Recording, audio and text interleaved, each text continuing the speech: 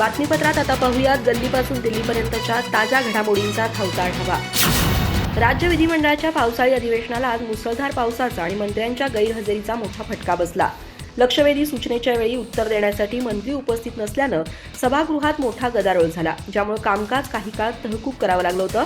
मात्र गदारोळ शमल्यानंतर विधानसभेचं कामकाज पुन्हा सुरू झालं असून चंद्रपूर गडचिरोलीतील रानटी हत्तींचा हैदोस, जालन्यातील भटक्या कुत्र्यांचे हल्ले, कंत्राटदारांचे सेफ्टी ऑडिट आणि बेस्ट उपक्रमाला आर्थिक मदतीचा मुद्दा आमदारांनी आक्रमकपणे मांडला। चंद्रपूर आणि गडचिरोली जिल्ह्यात हत्ती मानव संघर्षात 4 जणांचा बळी गेल्याचा मुद्दा काँग्रेसचे विजय वडेट्टीवार यांनी मांडला। सावली तालुक्यात रानटी हत्तीनं चिरडून मारलेल्या अतुल गोहने वय 30 या तरुणाच्या मृत्यूवर त्यांनी दुःख व्यक्त करत तातडीनं ठोस उपाययोजनांची मागणी केली। तर जालन्यात 15 दिवसात भटक्या कुत्र्यांनी 93 जणांवर केलेल्या हल्ल्यांबद्दल अर्जुन खोतकर यांनी विचारलेल्या प्रश्नावर उद्योगमंत्री उदय सामंत यांनी सर्वोच्च न्यायालयाच्या निर्देशानुसार कारवाई करण्याचं आश्वासन दिलं।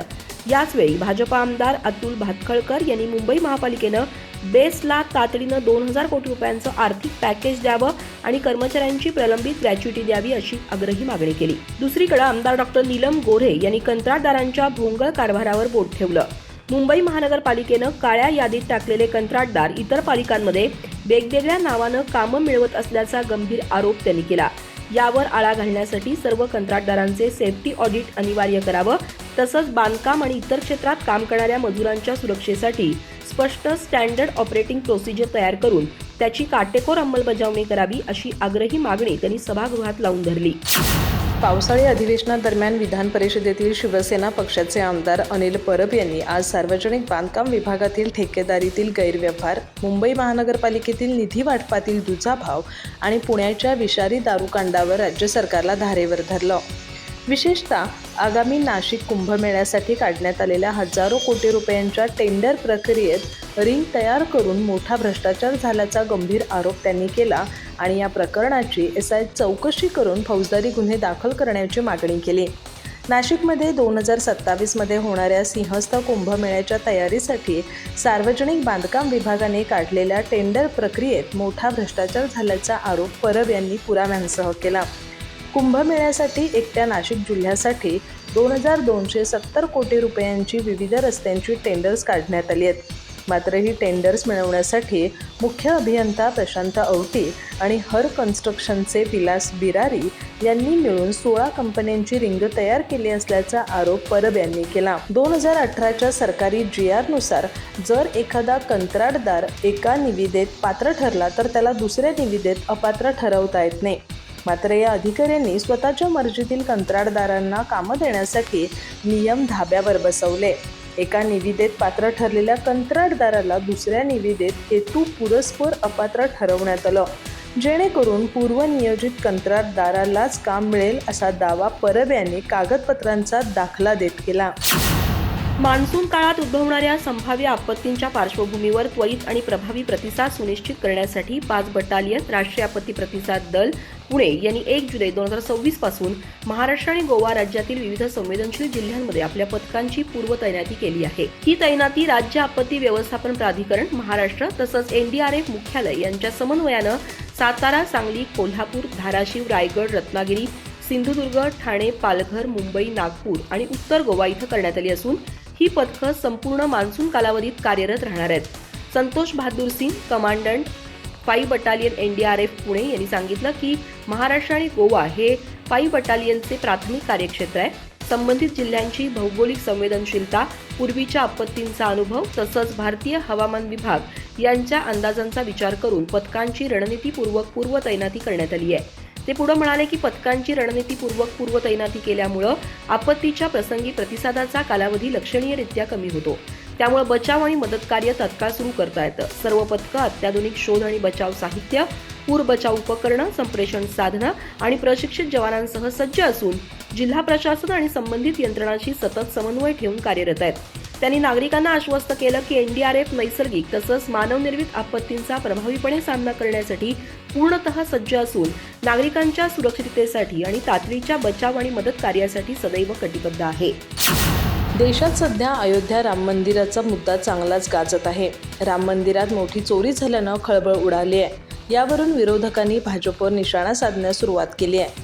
शिवसेना ठाकरे गटाचे प्रमुख उद्धव ठाकरे यांनी पत्रकार परिषद घेत निषेध नोंदवलाय. तसंच येत्या 5 तारखेपासून दादरच्या हनुमान मंदिरासमोर रामरक्षा आंदोलन सुरू करण्यात येणार असल्याची माहिती ठाकरे यांनी दिली आहे. तसंच जे हिंदू आहेत त्या सर्वांनी तिथं यावं असं आवाहन देखील त्यांनी केलंय. उद्धव ठाकरे म्हणाले, आज संपूर्ण देशात जो काही गोंधळ सुरू आहे, जी काही अनास्था निर्माण झाली आहे, याचे जे मूळ आहे त्यावर आघात करण्याची वेळ आली आहे. संपूर्ण देश भाजपच्या अंमलाखाली आहे. भाजपच्या सत्तेचे जे मूळ आहे, ज्यात आम्ही देखील सहभागी होतो, ते म्हणजे राम मंदिर. राम मंदिरासाठी जे आंदोलन झालं होतं त्यात अनेक शिवसैनिक होते.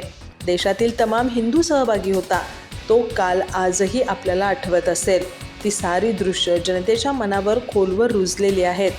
पुढं बोलताना उद्धव ठाकरे म्हणाले, कार सेवकांवर झालेले अत्याचार, त्यानंतर झालेला गोधरा हत्याकांड, अहमदाबादमधली दंगल, मुंबईतसुद्धा जे काही घडलं होतं त्यात हिंदूंनी बरंच काही सोसलं होतं. त्या सगळ्याचे भांडवल करून भाजप हे आंदोलन सुरू होण्याआधी संपूर्ण देशात त्यांचे फक्त 2च खासदार होते. गांधीवादी समाजवाद हा त्यांनी अंगीकारला एक कार्यक्रम होता. ते सोडून ते राम मंदिर हिंदुत्वाकडे वळले. राम मंदिराच्या मुद्द्याला हात घातला आणि आज देशात अमर्याद सत्ता भोगत आहेत. मल्टीस्टेट कोऑपरेटिव्ह पतसंस्थांमध्ये ठेवी ठेवून फसवणूक झालेल्या लाखो ठेवीदारांचा मुद्दा आज विधानसभेत जोरदारपणे गाजला. बीड जिल्ह्यातील आष्टीचे भाजप आमदार सुरेश धस यांनी महाराष्ट्र ठेवीदारांच्या वित्तीय संस्थांमधील हितसंबंधांचे संरक्षण अधिनियम 1999च्या सुधारणा विधेयकावरील चर्चेदरम्यान ठेवीदारांची व्यथा मांडली. संचालक जेलमध्ये राहू देत नाहीतर आणखी कुठे त्यांच्या जप्त केलेल्या प्रॉपर्टीची दीड वर्षात विक्री करून गोरगरीब ठेवीदारांचे पैसे लवकरात लवकर परत करावेत अशी आग्रही मागणी आमदार धस यांनी सरकारकडे केली. बीड जिल्ह्यासह मराठवाड्यातील अनेक जिल्ह्यांमध्ये मल्टीस्टेट पतसंस्थांनी मोठा आर्थिक घोटाळा केल्याचा मुद्दा धस यांनी उपस्थित केला. ज्ञानराधा मल्टीस्टेट कोऑपरेटिव्ह बँकेनं तब्बल 3.5 लाख ठेवीदारांचे 2500 कोटी रुपये उडवले आहेत. जिजाऊ मल्टीस्टेटनं 200 कोटी, छत्रपती शाहू अर्बननं 350 कोटी, राजस्थानी मल्टीस्टेटनं 500 कोटी, साईरामनं 400 कोटी आणि मातोश्री मल्टीस्टेटनं 500 कोटी रुपये बुडवले आहेत. जिजाऊ, शाहू महाराज अशी मोठी नावं देऊन या लोकांनी ठेवीदारांचा विश्वासघात केला असा संताप त्यांनी व्यक्त केला. रेल्वे आणि नॅशनल हायवेच्या भूसंपादनातूनच मिळालेला शेतकऱ्यांचा पैसा या मल्टीस्टेट संस्थांमध्ये गुंतवला गेला होता, जो आता अडकून पडलाय. ज्ञानराधा मल्टीस्टेटमध्ये केवळ बीडच नव्हे तर जालना, धाराशिव, लातूर आणि अहिल्यानगर या 5 जिल्ह्यातील ठेवीदारांचे पैसे अडकल्याची माहिती त्यांनी दिली. ठाकरे गटाने 25 वर्षाच्या मुंबई महापालिका सत्ता काळात एका तरी कंत्राटदारावर किंवा अधिकाऱ्यावर कारवाई केल्याचं उदाहरण द्यावं. महायुती सरकारच्या काळात महापौर, अधिकारी आणि लोकप्रतिनिधी प्रत्यक्ष घटनास्थळी जाऊन परिस्थितीचा आढावा घेत आहेत. ज्या ठिकाणी त्रुटी आढळतात तिथं अधिकाऱ्यांचे निलंबन आणि कंत्राटदारांवर गुन्हे दाखल केले जात आहेत. मुंबईकरांचे जीवन सुरळीत ठेवणं ही आमची जबाबदारी असून चुका लपवण्याऐवजी त्यावर कारवाई करण्याची भूमिका सरकारची आहे, असं भाजप प्रवक्ते नवनाथ बन यांनी म्हटलंय. नवनाथ बन म्हणाले की मुंबईतील अनधिकृत बांगलादेशी घुसखोरी रोखणं ही राज्य सरकार आणि मुंबई महापालिकेची संयुक्त जबाबदारी आहे. अनधिकृत घुसखोरीमुळे मुंबईवरील नागरी ताण वाढतो, त्यामुळे त्याविरोधात कारवाई करणं आवश्यक आहे. मुंबईच्या विकासाबरोबरच कायद्याची अंमलबजावणी ही तितकीच महत्त्वाची असून या दोन्ही आघाड्यांवर सरकार प्रामाणिकपणे काम करत आहे. नवनाथ बन म्हणाले की ठाकरे गटात लोकशाहीच शिल्लक नाही. पक्षात निर्णय काही मोजक्या व्यक्तींकडून घेतले जात असून तो आता प्रायव्हेट लिमिटेड पक्ष बनलाय. पक्षातील लोकच निघून गेल्यानं लोकशाहीची भाषा करण्याचा नैतिक अधिकार ठाकरे गटाला राहिलेला नाही. बचत गटातही याच्यापेक्षा अधिक सदस्य असतात, अशी उपरोधिक टीका त्यांनी केली आहे. मुंबई भाजप अध्यक्ष अमित साटम यांच्या वक्तव्याचा विपर्यास करण्यात आला. जयंत पाटील यांच्या प्रश्नाला उत्तर देताना आलेल्या हसण्याचा चुकीचा अर्थ लावून संवेदनशील घटनेचं राजकारण करण्यात येत आहे. कुर्त्यातील दुर्घटना दुर्दैवी असून त्याबाबत सरकारने तातडीने कारवाई केली आहे. 3 आणि त्यानंतर 4 महापालिका अधिकाऱ्यांचे निलंबन करण्यात आलं असून संबंधित कंत्राटदारावरही गुन्हा दाखल करण्यात आला आहे. महाविकास आघाडीच्या काळात अशा घटनांमध्ये कोणत्याही अधिकाऱ्यावर कारवाई झाली नव्हती. अँटी टेररिझम स्क्वॉडच्या पथकांनी शुक्रवारी सकाळी राजस्थानमधील 20हून अधिक शहरांमध्ये छापे टाकलेत. पाकिस्तानी दहशतवादी शहजाद भट्टीशी संबंधित लोकांना पकडण्यासाठी हे छापे टाकण्यात आलेत. ATSच्या तपासात समोर आलंय की भट्टी सोशल मीडिया प्लॅटफॉर्मद्वारे ऑनलाईन गेम, पैसे आणि गँगस्टर ग्लॅमरचं आमिष दाखवून तरुणांशी मैत्री करतो. नंतर त्यांच्याकडून संवेदनशील ठिकाणांचे फोटो मागवतो. भट्टीच्या जाळ्यात बहुतेक भारत-पाकिस्तान सीमेला लागून असलेल्या जिल्ह्यातील तरुण अडकतायत. सूत्रांनुसार ATS सोशल मीडिया प्लॅटफॉर्मवर भट्टीला फॉलो करणाऱ्यांवर बऱ्याच काळापासून नजर ठेवून आहे. शुक्रवारी झालेल्या छापेमारीत अशाच संशयितांना ताब्यात घेतल्याची माहिती आहे. या लोकांच्या सोशल मीडिया खात्यांची आणि इतर ऑनलाईन गतिविधींचीही चौकशी केली जाते. तपास यंत्रणांनुसार भट्टीनं राजस्थानसोबत हरियाणा, पंजाब, दिल्ली आणि UP मध्येही स्लीपर सेल नेटवर्क सक्रिय केलंय. यांना हवालामार्फत पैसे पोहोचवले जातात. जे ढग गरजत असतात ते बरसत नाही. उद्धव ठाकरे यांनी आधी आपल्या स्वतःच्या पक्षाकडे लक्ष दिलं पाहिजे आणि तो सांभाळण्याचं काम केलं पाहिजे. त्यांनी उगाच राम मंदिराच्या बाबतीत उठाठेव करू नये अशा शब्दात भाजप आमदार अतुल भातखळकर यांनी शिवसेना उभाटा प्रमुख उद्धव ठाकरे यांच्यावर पलटवार केलाय. आम्ही श्रीराम जन्मस्थानावर भव्य मंदिर उभं केलं असून त्या संदर्भात आलेल्या तक्रारींची चौकशी सरकारकडून अत्यंत पारदर्शक पद्धतीनं सुरू असल्याचं भातखळकर यांनी स्पष्ट केलं. राम मंदिर दानपेटी गैरव्यवहार प्रकरणावर स्पष्टीकरण देताना भातखळकर म्हणाले की उत्तर प्रदेश सरकारने केवळ संशयावरून आणि एका आरोपामुळे या प्रकरणाच्या चौकशीसाठी SIT नेमली आहे. विशेष म्हणजे श्रीराम मंदिर ट्रस्टने स्वतः या प्रकरणी तक्रार दाखल केली आहे. या प्रकरणाची चौकशी पूर्णपणे पारदर्शक पद्धतीनं सुरू असून आम्हाला काहीही लपवायचं नाही. जो कोणी दोषी आढळेल त्याला कठोरातील कठोर शिक्षा केली जाईल. कोरोना काळात स्वतःचे सरकार असताना जे कड्या लावून घरात बसले होते त्यांनी राम मंदिरावर न बोललेलंच बरं असा टोलाही त्यांनी ठाकरेंवर लगावला. मुंबईत मुसळधार पावसामुळे झालेल्या 2 नागरिकांच्या मृत्यूवर भातखळकर यांनी दुःख व्यक्त केलं.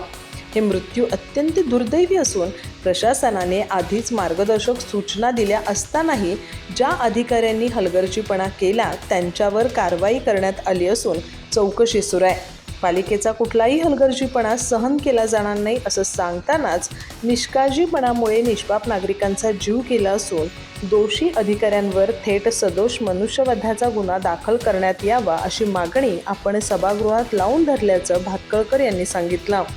दरम्यान सचिन अहिर यांच्या पक्षप्रवेशानंतर पुढं काय होतं ते पहा असं म्हणत त्यांनी एक सूचक विधानही केलं. अधिक माहिती आणि ताज्या घडामोडींसाठी आजच आमचे चॅनल सबस्क्राईब करा.